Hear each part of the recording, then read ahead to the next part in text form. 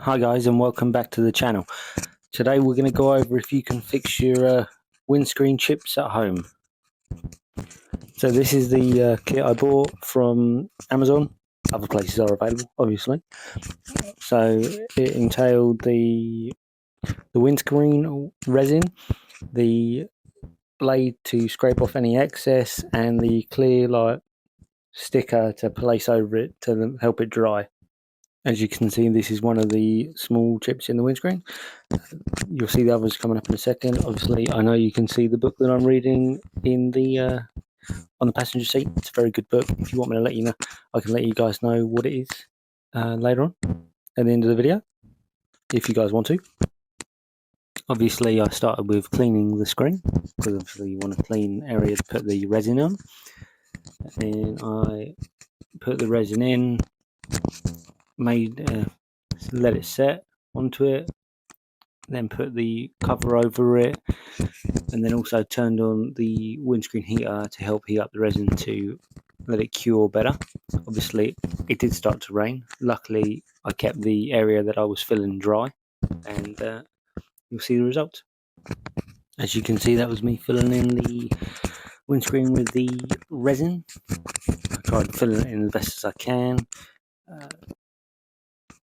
As you can see, that's one of the bigger chips on the car. We're just hoping for our best, to be fair there, because that is not in the swept area, so that's not an MOT failure, which is fantastic for me, because that is a big old chip. We'll fill it anyway and then hope for the best, but yeah, at least it won't affect MOTs or anything. As you can see, it did start to rain, so that was fun for me, but we'll still get it done. As you can see, that was the plastic covers going over where I've put the resin so to fill it up with.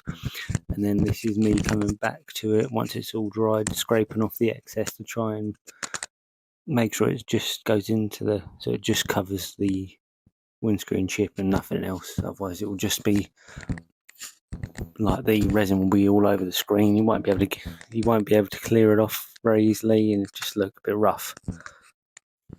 And you can see that there's just me scraping it, making sure it gets it nice inside the chip, and make sure there's not too much residue going into there.